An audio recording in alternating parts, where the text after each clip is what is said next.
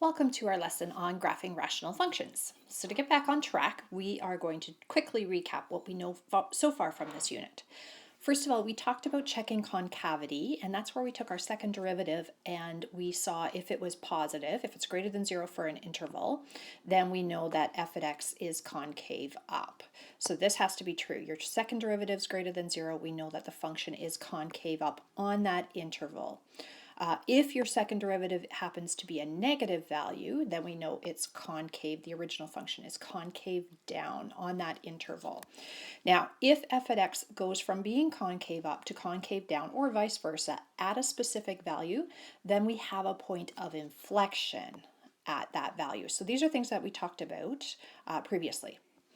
We also talked about our second derivative test. Now that second derivative test can be used to check if your critical number is a maximum or a minimum number.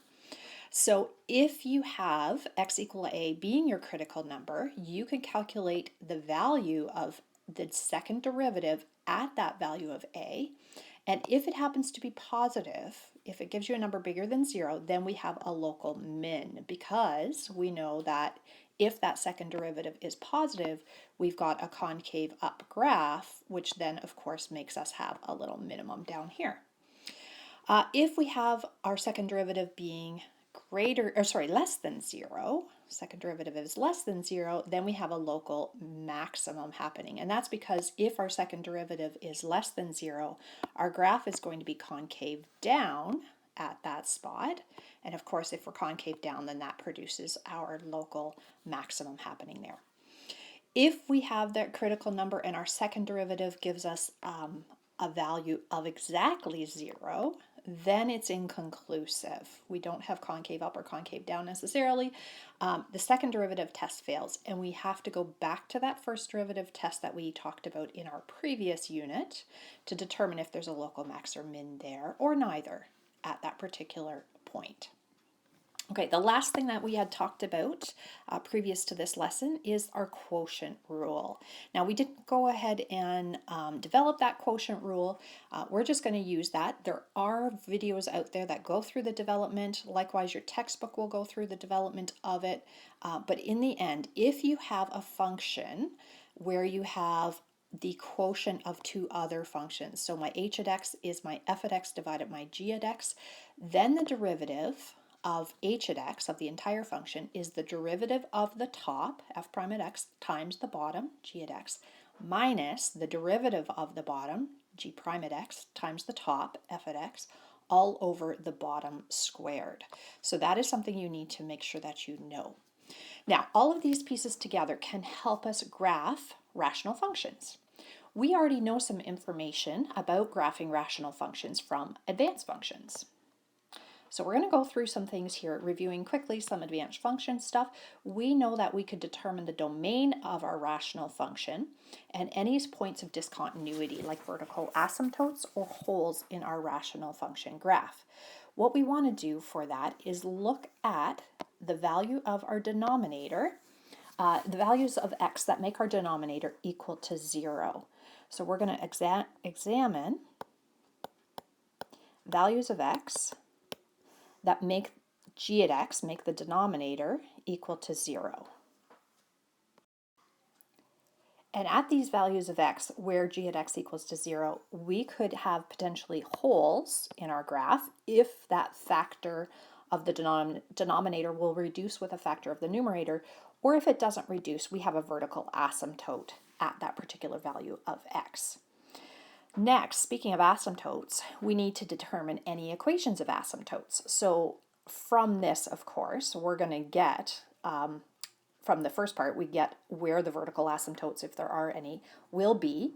And then likewise, we need to look for any horizontal or oblique asymptotes. So I'm just going to flip to my next slide here. Okay, so equations of asymptotes are vertical asymptotes.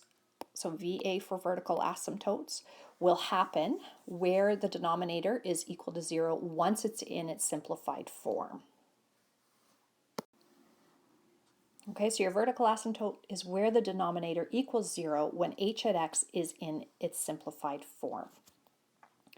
Now, the other thing we need to look for are our horizontal or oblique asymptotes. You'll never have both. You either have one or the other between your horizontal and oblique asymptotes. The horizontal asymptotes occur if the numerator's degree is equal to the denominator's degree. And if that's the case, then we take the leading coefficient of the numerator and divide it by the leading coefficient of the denominator to get our equation of our horizontal asymptote. The other option is that the horizontal asymptote will be y equals 0 if the degree of the numerator is smaller than the degree of the denominator.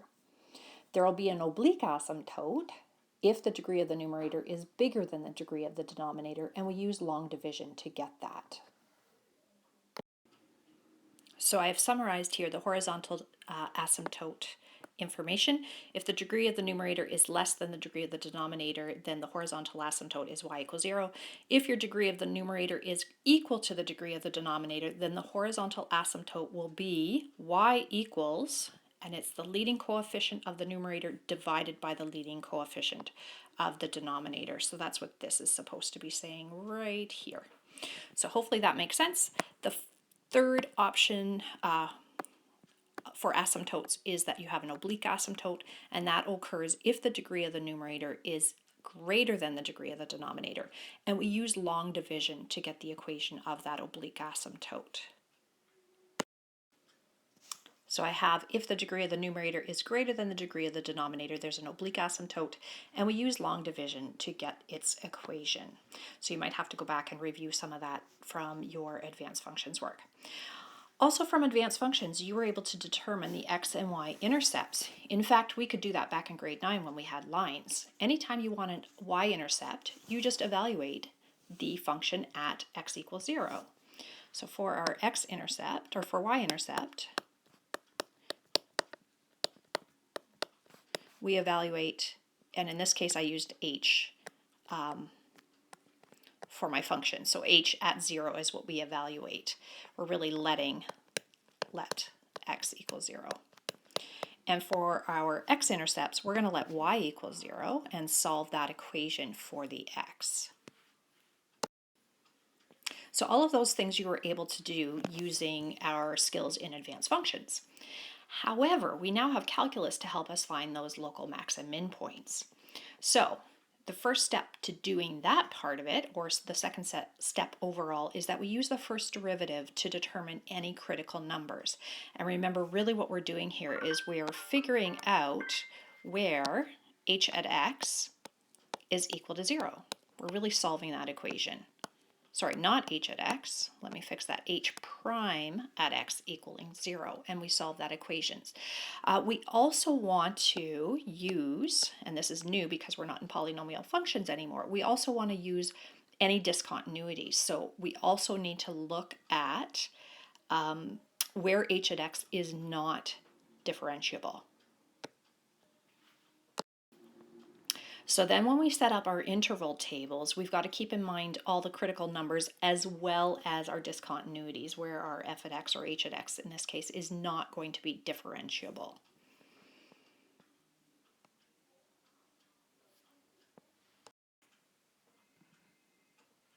Okay, once we have where our function has critical numbers as well as where it's not differentiable, we're going to use those values to set up intervals to check for intervals of increase and decrease.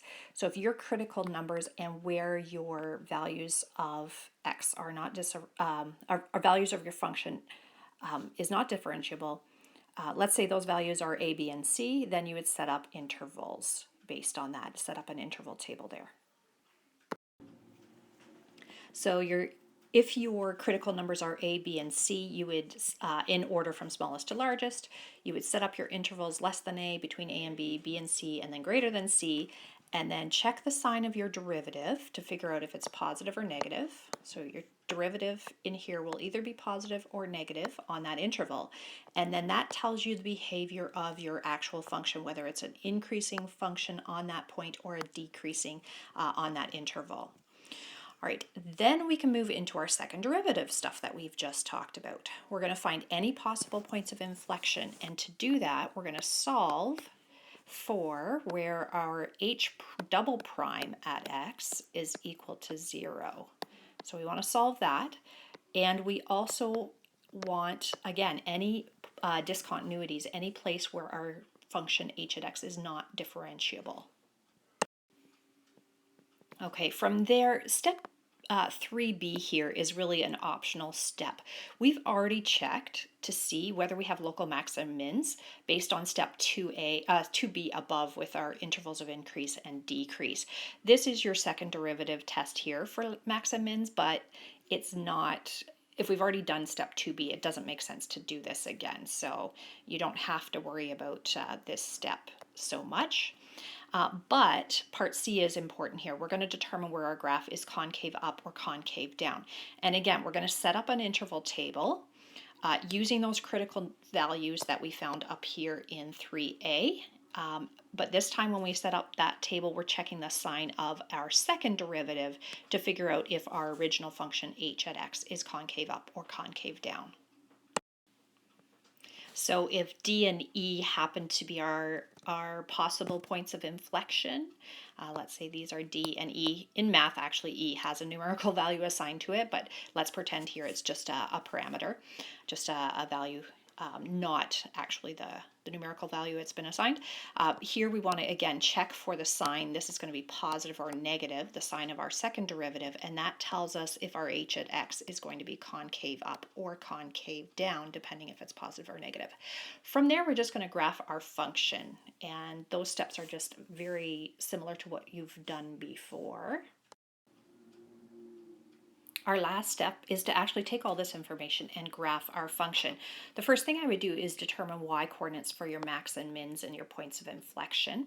So you just evaluate h at those critical numbers. So h at a is just a critical number or a possible point of inflection that you found earlier.